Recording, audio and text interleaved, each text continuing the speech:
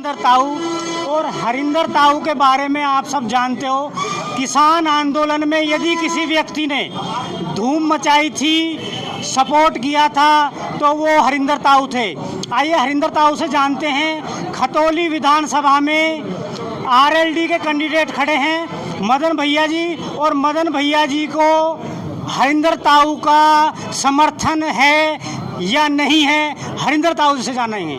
जी मदन भैया जी के बारे में बताइए। देखिए, सबसे पहले तो आपका धन्यवाद और आपके दर्शकों को ताऊ का राम राम जी। पहली बात यह है कि समर्थन देना या ना देना, समर्थन कुछ नहीं होता, कार्य करना पड़ता है। और मैं आज इसीलिए आया हूँ कि उस 750 किसानों की हत्यारी सरकार, उस लखीमपुर खीरी की घटना जो किसानों पर गाड़ी चढ़ा के हत्या की थी, आज उसका बदला लेने का समय किसानों को मिला है। तो आज खतौली के विधानसभा क्षेत्र की जनता से अपील करने आया हूँ कि आपको से अनुरोध है कि जो किसान है, जो किसान पुत्र है, और जो युवा है, जो महिला है, जो बेरोजगार है, जो मजदूर है, आज आपको मौका मिला है कि अपनी वोट की चोट से इन हत्यारी सरकारों से, इन वादा खिलाफी सरकारों से, इन झूठी सरकारों से बदला लेने का समय आ गया है। हरिंदर जी, ये बताइए कि अभी जो पूर्व विधायक रहे विक्रम सैनी जी, उन्होंने टिकैत जी पे एक टिप्पणी की फेसबुक पे। उन्होंने कहा कि टिकैत जी किसानों के नाम पर कलंक है। आपके क्या विचार है इस बारे में? देखिए, मैं ऐसे जो छोटे छोटे लोग होते हैं, मैं इनसे कोई वास्ता ही नहीं रखता। देखिए, नरेश टिकैत जी हो या राकेश टिकैत जी हो, वो एक हाथी की तरह हैं। और जब हाथी चलता है तो रास्ते में कुत्ते बहुत मिलते हैं और कुत्ते भौंकते रहते हैं, कुत्ते भौंकते रहते हैं, हाथी अपना चला जाता है। तो कुत्ता किसे कह रहे हैं मतलब? अब ये समझने वाले समझ गए, जो ना समझे वो अनाड़ी है। ठीक है।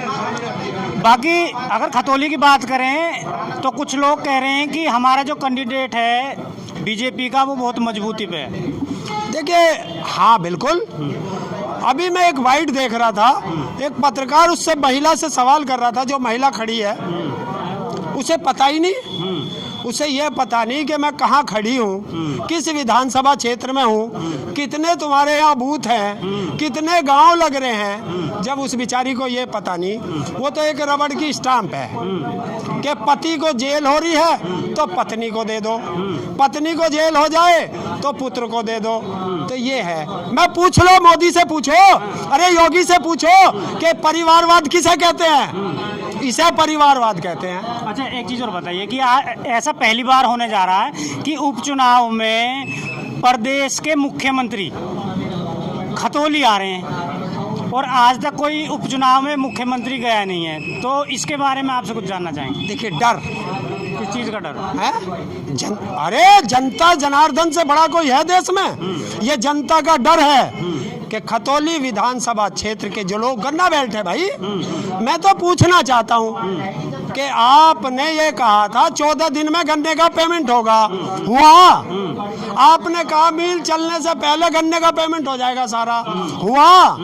और एक किसान ही इतना भोला है कि पिछला तो मिला नहीं और अगले के भाव का पता नहीं और गन्ना दे रहा। ये तो कह रहे हैं कि एक बार जिताओ, अब की बार आपका जो जितना भी भुगतान है वो हम करा देंगे। ये 2017 में भी नहीं कह रहे थे, 2022 में भी नहीं कह रहे थे, अब इसमें कह रहे हैं। अरे वो आसाराम का छोटा भाई झांसाराम, वो कह के गया था मेरठ के अंदर कि 14 दिन में गन्ने का पेमेंट दूंगा। वो मेरठ के अंदर रैली में कह के गया था। देश का प्रधानमंत्री था मोदी, तब बोल के गया था कि यहाँ किसान चौधरी चरण सिंह किसान कल्याण कोष बना दूंगा, 1700-500 करोड़ तो ऐसे ही दिलवा दूंगा। उससे पूछो कि कहाँ है वो किसान कल्याण कोष। मैं पूछना चाहता हूँ कि बनाया तो कुछ है नहीं।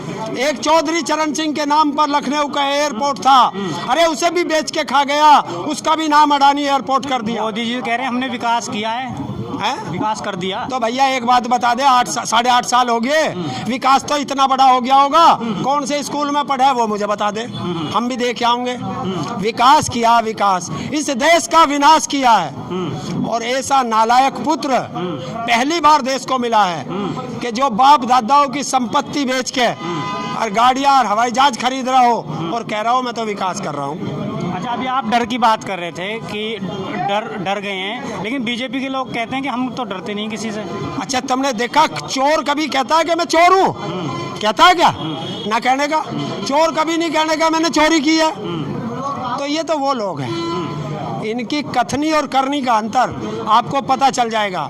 2 करोड़ रोजगार का वादा किया था, है आपको पता है। इनका एक ही मकसद है कि इस देश के गरीबों को और गरीब बनाओ, किसानों की जमीन छीन लो, उन्हें मजदूर बनाओ। क्यों? कि ये हिटलर की नीति पे चल रहे हैं। अब आप ये बता दो कि खतौली में आप भी आ गए, कैसा माहौल है? अगर हम बात करें माहौल क्या है? देखिए, किसान इनसे नाराज, मजदूर इनसे नाराज, युवा इनसे नाराज, महिला इनसे नाराज, तो इन्हें वोट कौन दे रहा भाई वो बता दो। ये कह रहे हैं कि हम तो मजबूत हैं और जितने भी जाट वोटर है वो हमारे साथ है, ठाकुर हमारे साथ है और ब्राह्मण हमारे साथ है, गुर्जर हमारे साथ है। अब इनसे नो पूछो कि ये कहते हैं सबका साथ सबका विकास, और ये जातिवाद पे बात है आगे। अब इनसे हिंदू मुस्लिम का कार्ड तो चला नहीं, तो अब आ गए अंग्रेजों की नीति पे कि फूट डालो राज करो। अब जातिवाद पे आ गए। या जातिवाद चलेगा? यहाँ चलेगा विकास, यहाँ चलेगा वादा, यहाँ चलेगा गन्ना, और यहाँ चलेगा रोजगार। बात करें कैंडिडेट जो आरएलडी के हैं मदन भैया जी, अभी आपने भी बयान सुना होगा, बालियान जी ने एक बयान दिया था, संजीव बालियान ने, कि ये तो बाहरी कैंडिडेट हैं, ये विकास क्या करेंगे? इनसे नो पूछ कि मोदी कहाँ का कैंडिडेट है, वो कहाँ से आया। मदन भैया पाकिस्तान से आया, चीन से आया, अमेरिका से आया, कहाँ से आया? अरे 30 साल पहले देख लेते हो, गाजियाबाद भी तो इसमें मेरठ में ही लगा था भाई, तो कहाँ से भारी। और सुन, जो बीजेपी का कैंडिडेट है वो भी खतौली विधानसभा क्षेत्र का नहीं है, वो भी दूसरी मीरापुर विधानसभा क्षेत्र का, तो वो भी भारी है। तो कैंडिडेट भारी है बीजेपी का? अगर ये हमें भारी बता रहे तो ये भी भारी है। और ये अंग्रेजों की औलाद है, हम हिंदुस्तान की औलाद हैं, तो हम भारी कहोगे, भारी ये है। एक सवाल और मेरा आपसे, कि संजीव बालियान जी ने ये और बोला कि मदन भैया बाहुबली हैं, इनसे बच के रहिए और किसी और शरीफ साधारण कैंडिडेट को जिताइए। देखिए, किसान और मजदूर के बच्चे मेहनत करते हैं खेती में, सुबह उठते हैं, फावड़ा चलाते हैं, मेहनत करते हैं, तो भैया जो मेहनत का आदमी होगा वो तो तंदुरुस्त होगा। अब तुम कुछ ही कह लो, अब इसकी तरह थोड़ा ही है कि इसकी तरह कोई चाटुकार नहीं है, इसकी हिम्मत नहीं जो जाके बोल जाए दिल्ली के अंदर। बताओ, 13 महीने किसान आंदोलन में रहे, सड़कों पे रहे, किसानों की हत्याएं हुई, क्या एक शब्द ये बोला संजीव बालियान? नहीं बोला ना। तो ये काहे का किसान, काहे का जनप्रतिनिधि जब ये अपने क्षेत्र के बारे में नहीं बोल सकता। अब खतौली के बारे में क्या विचार है? हरिंदर ताऊ का क्या विचार है खतौली? खतौली विधानसभा की क्षेत्र की जनता से मैं अपील करता हूँ हाथ जोड़ के कि ले लो बदला, युवा अपना बदला ले लो कि गई नौकरी। जो एससी है वो अपना एससी एसटी ओबीसी सब अपना बदला ले लो, क्योंकि संविधान गया, संविधान गया तो आरक्षण गया, आरक्षण गया तो कटोरा हाथ में आ गया। तो युवा, महिला अपनी बेइज्जती का बदला लो। रोज बलात्कारी इनके बीच में घुसे हुए हैं, इनसे बदला लो।